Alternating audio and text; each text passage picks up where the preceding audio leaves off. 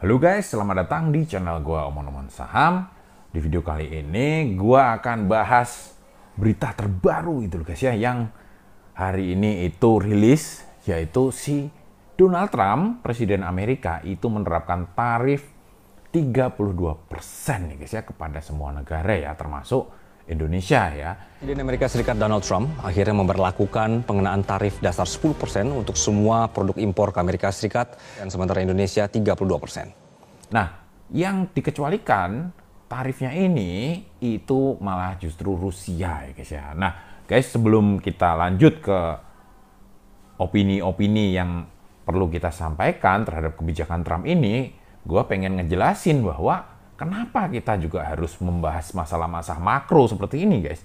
Jadi guys, untuk analisa fundamental ya guys ya, gue kasih tahu buat lo yang belum tahu ya guys ya. Kalau lo udah tahu ya, lo refresh ulang lah guys ya. Kalau lo belum tahu, analisa fundamental itu ada dua pendekatan ya guys ya. Ada yang pendekatan makro to mikro, ada yang pendekatan mikro to makro ya guys ya. Jadi yang dilihat itu mikro dulu gitu loh guys ya. Yang dilihat itu fundamental perusahaannya, laporan keuangan dari perusahaannya, itu baru melihat kebijakan makroekonomi yang akan berpengaruh terhadap perusahaan tersebut ya. Tapi ada juga analisa fundamental kebalikannya ya guys ya. Kita lihat faktor makroekonomi dulu, baru kita melihat laporan keuangan perusahaan ya guys ya. Nah, kita bahas kebijakan Trump ini termasuk makroekonomi gitu guys ya. Makro yang akan berpengaruh terhadap fundamental perusahaan itu sendiri juga gitu guys ya.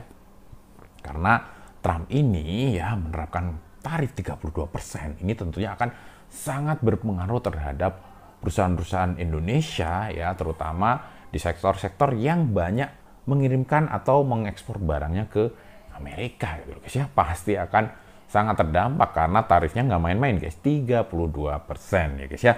Nah, gini guys, si Trump ini guys, sebenarnya ya, si Trump itu menerapkan tarifnya itu resiprokal ya guys ya. Jadi pajaknya itu harusnya setara barang-barang impor dari Amerika itu diterapkan negara lain pada ekspor Amerika gitu loh guys ya, berdasarkan produk tertentu gitu loh guys ya. Contohnya gini guys. Jadi misalnya Amerika produksi sepatu diekspor ke Indonesia. Oleh Indonesia itu dikenakan tarif 6%. Maka Indonesia kalau ngekspor sepatu ke Amerika itu juga kena 6% gitu guys ya. Ini teori yang disampaikan oleh Trump ya. Di penjelasannya Trump di Air Force ya, dia memberikan penjelasan ke wartawan, itu dia menjelaskan bahwa kebijakan ini resiprokal. Tetapi pada kenyataannya kenapa Indonesia kena 32%? Salah satunya guys, Indonesia itu dianggap ya, neracanya ini selalu surplus gitu loh guys ya. Ini adalah neraca perdagangan Indonesia sama Amerika dari tahun 2015 sampai 2024 ya guys ya. Dari sini kita bisa lihat ya guys ya.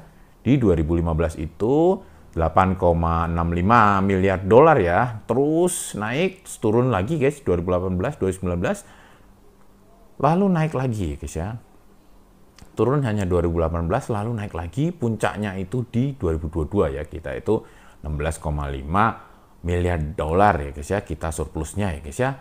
Terus di 2024 itu masih gede gitu ya, 14,37%. Nah, ini surplusnya neraca perdagangan ini dianggap Amerika bahwa Indonesia itu lebih mengambil keuntungan gitu guys ya, lebih menguntungkan Indonesia dibandingkan dengan Amerika gitu guys ya. Ya memang kalau kalian tidak mengerti maksudnya gimana ya guys ya. Jadi gini guys ya, di teori dasar ekonomi guys, negara itu akan mencapai banyak kemakmuran kalau lebih banyak menjual barang ke luar negeri ya, dibandingkan dengan mengimpor barang dari luar negeri ya. Paham ya maksud gue ya guys ya. Jadi ekspor harus lebih besar daripada impor. Semakin besar ekspor, ya maksudnya semakin besar surplus, semakin besar ekspor dibandingkan dengan impor, negara itu akan semakin maju gitu loh guys ya. Ya kayak gini guys, kayak gini guys. Ibaratnya Indonesia dengan Amerika ini kayak misalnya lu dengan partner bisnis lu gitu loh guys ya. Lu jualan ini guys ya, lu jualan tempe, ya, partner lu itu jualan tahu, dia itu lebih banyak beli dari lu gitu loh guys ya, lebih banyak beli tempe lu daripada lu beli tahunya dia gitu loh guys ya. Jadi lu lebih enak, lu lebih untung dibandingkan dengan temen lu itu gitu loh guys ya. Jadi Amerika ini menganggap bahwa hubungan perdagangan Indonesia dengan Amerika ini Indonesia lebih banyak enaknya dibandingkan Amerika karena kita terus surplus gitu loh guys ya. Dan dianggap bahwa kita itu harus dikenakan tarif 32%. Padahal guys, realnya tarif impor kita dari Amerika itu rata-rata hanya 4% doang gitu loh guys ya. Jadi ini yang menyebabkan jadi resiprokalnya ini menurut gua terlalu sepihak gitu guys ya. Jadi Amerika ini sangat-sangat sepihak banget si Trump-nya ini gitu loh guys ya. Jadi dia mutusin bahwa lu surplus sama gua, neraca perdagangan lu, ya udah lu gua sikat lu 32%. Padahal realnya pemerintah kita itu hanya menerapkan 4% ya, 4%-an doang terhadap barang-barang dari Amerika gitu guys ya. Tapi karena memang kurs kita juga terus melemah ya, dolar itu terus menguat ya, kita itu jadinya neraca kita selalu surplus karena barang-barang kita di Amerika itu terlihat lebih murah gitu guys ya. Jadi kita dianggap Amerika itu kita menerapkan tarif mahal gitu loh guys ya. Dia tidak mau melihat yang benar-benar terjadi di lapangan, tapi asal berdasarkan surplus neraca perdagangan kita aja gitu loh guys. Hal-hal ini guys tentunya akan sangat mengancam gitu loh guys ya industri-industri yang ada di Indonesia, terutama yang terbesar ya guys, kalau nggak salah itu di otomotif dan elektronik guys ya. Nah guys, industri-industri di Indonesia yang kemungkinan akan terdampak besar itu yang pertama tuh di otomotif ya guys ya. Nah nanti ini mengancam PHK lagi nih guys ya.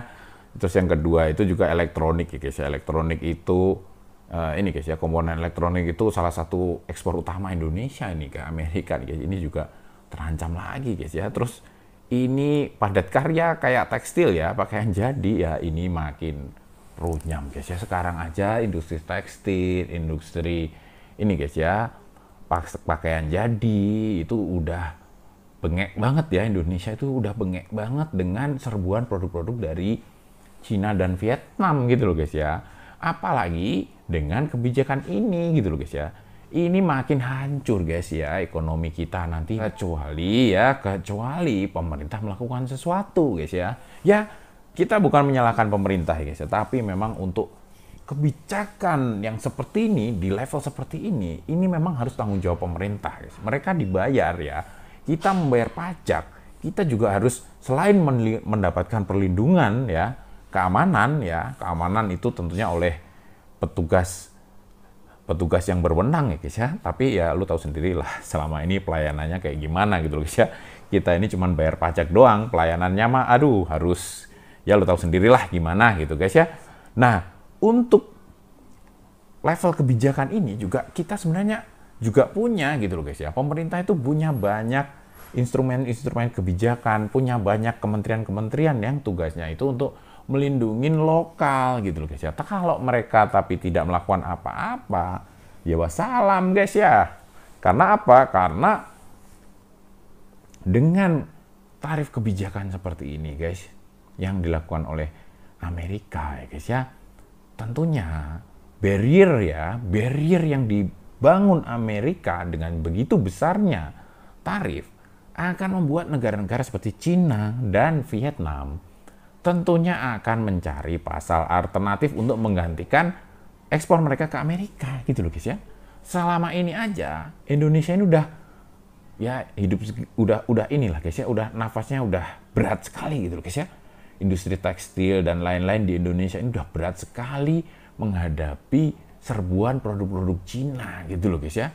Udah segitu beratnya menghadapi serbuan produk Cina. Sekarang Amerika menerapkan tarif impor seperti ini.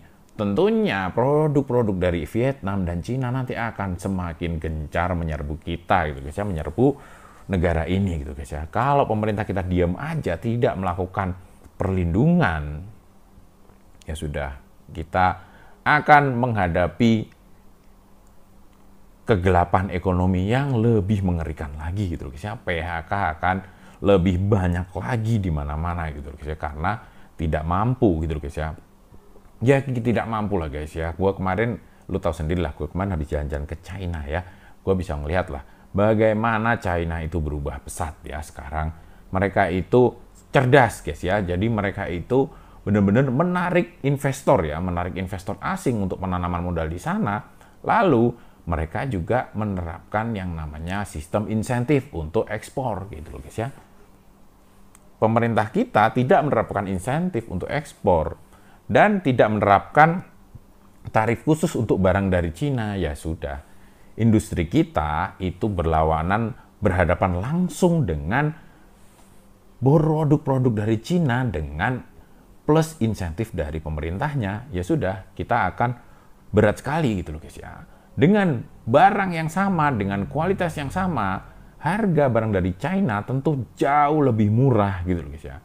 Hal ini harusnya sederhana sekali gitu loh guys ya. Harusnya kalau pemerintah kita tulus dan mencintai rakyatnya, harusnya mereka secepat mungkin bertindak gitu guys ya. Jangan diem aja gitu guys ya.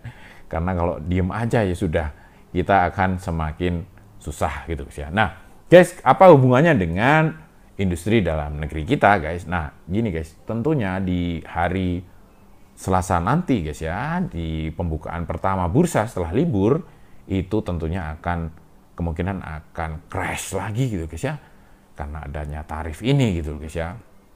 Tapi tentunya di setiap masalah akan ada peluang ya guys ya. Tidak semua industri itu terdampak oleh kebijakan Trump ya. Yang akan terdampak banyak itu adalah industri elektronik, industri otomotif, dan industri tekstil terutama yang paling banyak ya guys ya. Nah untuk industri yang lain mungkin akan dilanda kepanikan gitu loh guys ya. Jadi itulah peluang yang muncul. Bisa jadi nanti ketika terjadi crash akan muncul saham-saham yang harganya itu jauh di bawah fundamentalnya. Disitulah muncul peluang ya guys ya. Tetapi ya tetap kalau memang kalian sudah tidak punya cash lagi, ya kita tinggal bersabar aja selama perusahaan-perusahaan ini tidak terdampak oleh kebijakan Trump, kita bisa hold ya. Tapi kalau perusahaan-perusahaan ini terdampak oleh kebijakan Trump, ya kita mungkin perlu mengevaluasi dan perlu menganalisa lagi sebelum membuat keputusan gitu loh guys ya. Perlu dilihat-lihat lagi. Kalau kalian masih pegang saham-saham yang terdampak oleh kebijakan Trump, ya kalian mungkin harus benar-benar memantau dengan baik gitu loh guys ya, laporan keuangannya di Q1 2025 maupun Q2 2025 nanti gitu loh guys ya. Jadi harus dihitung-hitung lagi gitu guys ya sebelum membuat keputusan ya. Oke guys ya, mungkin kayak gitu dulu guys ya. Kita berharap sekali guys ya pemerintah segera bertindak dan membuat sebuah kebijakan untuk mengatasi permasalahan tarif si Trump ini ya guys ya. Si Trump itu bertindak sebagai kepala negara, bertindak sebagai negara, ya kita juga memerlukan perlindungan dari negara gitu guys ya. Oke, mungkin kayak itu dulu omongan kali ini. Sampai jumpa lagi di video selanjutnya. Wassalam.